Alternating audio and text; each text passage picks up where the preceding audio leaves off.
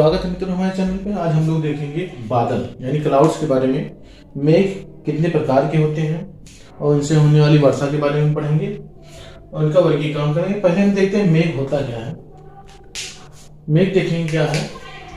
वायुमंडल में मौजूद जो होते हैं जलवाष्प जो होते हैं, जल की बूंदें जो वाष्पित होकर बादल में पहुंचती हैं और उनका संघनन हो जाता है और संघनन के फलस्वरूप वे जलवाष्प की बूंदें संघनित हो जाती हैं। संघनन के फलस्वरूप जल कणों के रूप में बादल बनकर तैरती रहती हैं।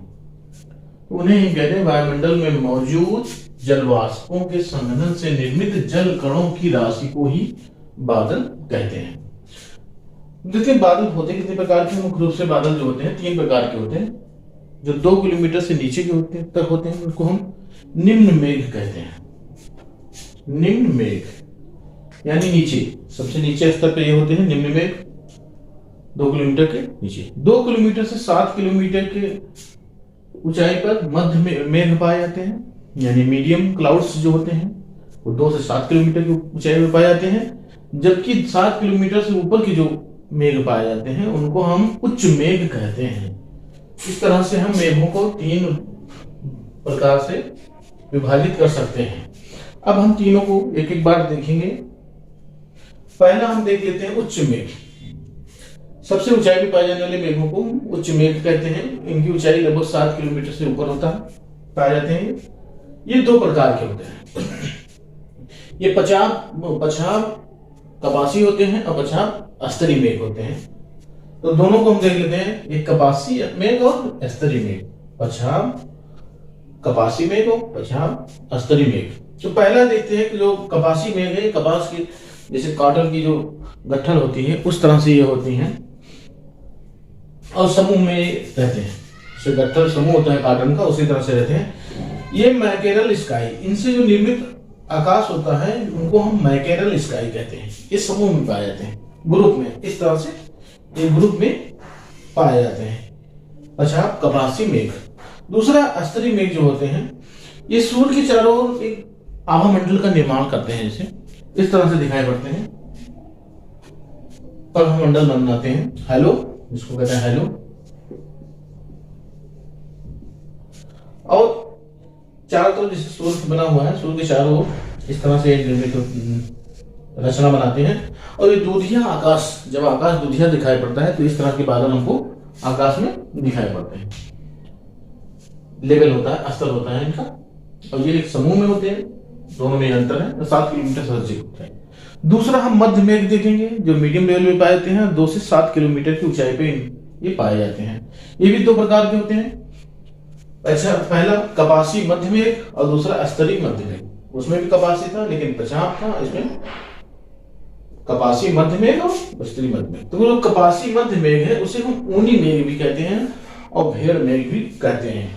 भेड़ के समान इनकी रचना होती है, जैसे भेड़ों के शरीर पे मेघ पाए जाते हैं, ऐसे इस तरह से पाए जाते हैं, लहरों में पंक्तिबद्ध होते हैं। इस तरह के मेघों को हम कपासी मध्य मेघ या ऊनी मेघ या भेड़ सदृश मेघ के रूप में जानते हैं। तीसरा जो स्तरीय मध्य मेघ है ये काफी सघन होते हैं। इतने सघन होते हैं कि सूर्य और चंद्रमा भी दिखाई नहीं पड़ते हैं इनसे। अब हम आखिरी निम्न मेघ देखेंगे जो 2 किलोमीटर से कम ऊंचाई पर पाए जाने वाले मेघों को हम निम्न मेघ कहते हैं। ये मुख्यतः 3 प्रकार के होते हैं, यही सबसे ज्यादा प्रभावित करते हैं मौसम को। तो ये 3 कौन कौन से हैं। स्तरीय मेघ, पहला है स्तरीय मेघ जो कोहरे की तरह होता है। दूसरा है वर्षा स्तरीय मेघ।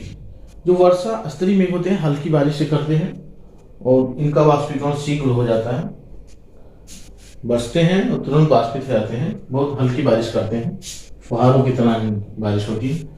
अब तीसरा जो है सबसे महत्वपूर्ण है स्तरीय कपासी मेघ। ये पूछा जाता है होता स्तरीय कपासी मेघ।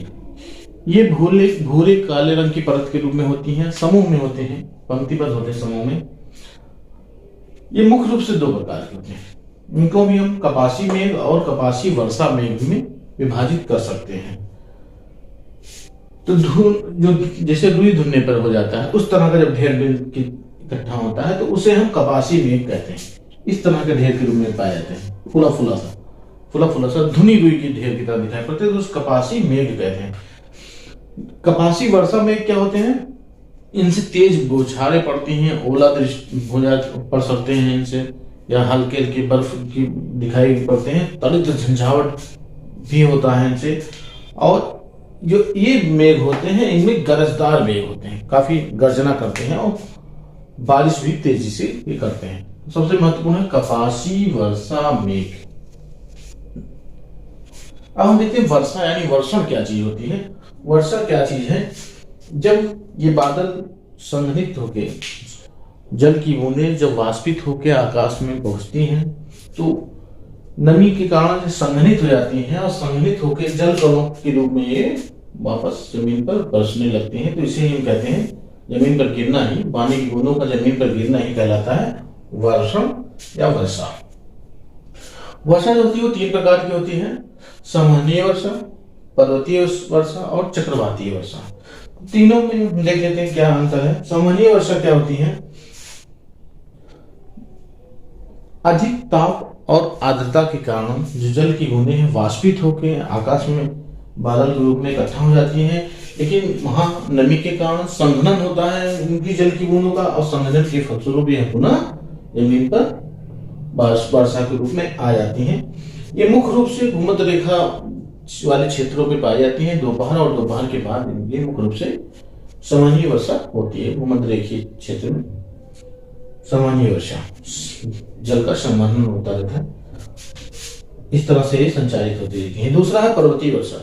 पर्वतीय वर्षा जो होती है, जो उष्ण और आर्द्र हवाएं जो पर्वत के सहारे ऊपर चढ़ती हैं तो ऊपर पहुंचते पहुंचते ये नम हो जाती है, और नम और आर्द्र होने के कारण ये उसी तरफ यानी पवनाभिमुख ढाल पर जिधर से हवाएं चल के आती हैं उधर ही ये बारिश भी कर देती हैं, पवनाभिमुख। जबकि ये हवाएं जब यहाँ से बारिश करके इधर दूसरी तरफ उतरती हैं तो उस तरफ वर्षा नहीं हो पाती है, जिससे वह क्षेत्र, इस क्षेत्र में वर्षा न होने के कारण इस क्षेत्र को वृष्टि छाया प्रदेश कहते हैं। इधर प्रतिपवन ढाल होती है और इधर पवनाभिमुख ढाल होती है। जो इधर की ढालें होती है इसको पवनाभिमुख ढाल कहते हैं, और इधर की ढालों को प्रतिपवन ढाल कहते हैं, यानी हवा के विपरीत की ढाल को प्रतिपवन ढाल कहते हैं।